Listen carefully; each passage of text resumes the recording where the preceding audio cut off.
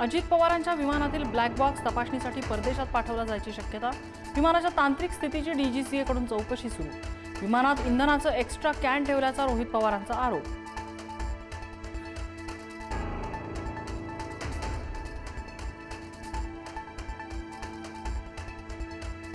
अजितदादांच्या विमान अपघात प्रकरणी येत्या बुधवारी रोहित पवारांची दुसरी पत्रकार परिषद। 20 दिवस उलटूनही प्राथमिक अहवाल जाहीर न झाल्याबाबत प्रश्न उपस्थित करणार।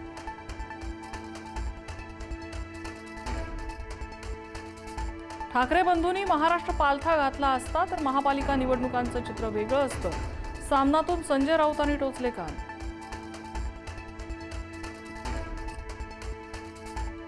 एकनाथ शिंदे मुख्यमंत्री उपमुख्यमंत्री झाले तरी गणेश नाईक आहेत तिथेच आहेत। खासदार श्रीकांत शिंदेंचा बोचरा पलटवार। 2029ला कल्याणमधून लोकसभा लढून दाखवा, नाईकांना आव्हान।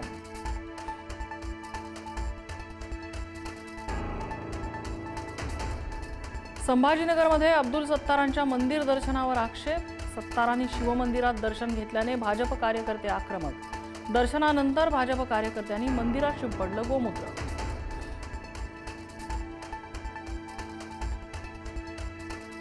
अब्दुल सत्तार हे देशभक्त, भाजपची गोमूत्र शिंपडण्याची कृती चुकीची।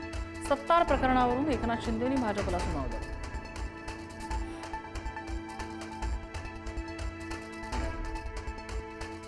हर्षवर्धन सपकाळांनी नाक रगडून माफी मागावी, अमित साटम यांची मागणी। तर टिपू प्रकरणात भाजपने आ बैल मुझे मार असं करू नये, राऊतांचा टोला।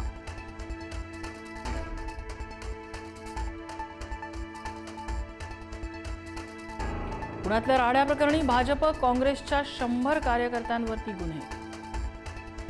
टिपू सुलतानचा फोटो पुन्हा लावणार, मालेगावच्या उपमहापौर शाने हिंद यांचं वक्तव्य। पुन्हा राजकीय वातावरण तापण्याची शक्यता। अल्पसंख्याक दर्जा मिळालेल्या शाळांना स्थगिती, मुख्यमंत्री देवेंद्र फडणवीसांचा स्थगितीचा आदेश।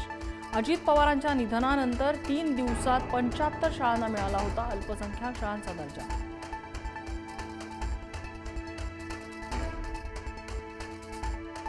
गायरान परिसरात मेंढ्या आल्यामुळे झालेल्या वादातून हाणामारी। बीडच्या चोपड्याच्या वाडीमध्ये 4 घरांवर 30 जणांचा हल्ला, लाठ्याकाठ्याने मारहाण, 3 महिला जखमी।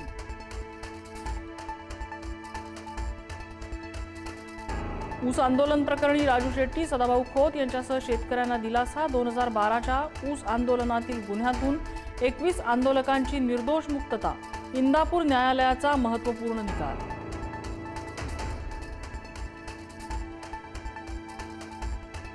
अभिनेता राजपाल यादवला 18 मार्च पर्यंत अंतरिम जामीन।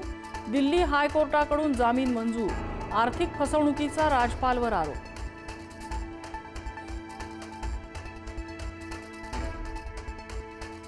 रोहित शेट्टीच्या घरावरील गोळीबार प्रकरणी आरोपींना पोलीस कोठडी। 6ही आरोपींना 25 फेब्रुवारीपर्यंत पोलीस कोठडी। आतापर्यंत 11 जण अटकेत।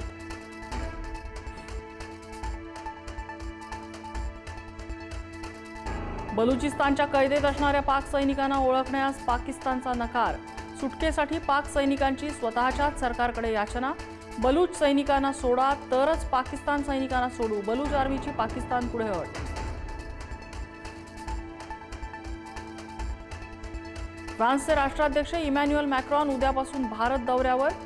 भारत फ्रान्सकडून 114 राफेल लढाऊ विमानं खरेदी करणार। दौऱ्यादरम्यान करारावर होणार शिक्कामोर्तब।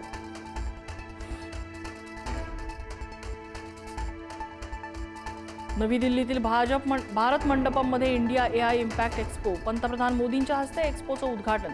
आजपासून 20 फेब्रुवारीपर्यंत समिट पार पडणार।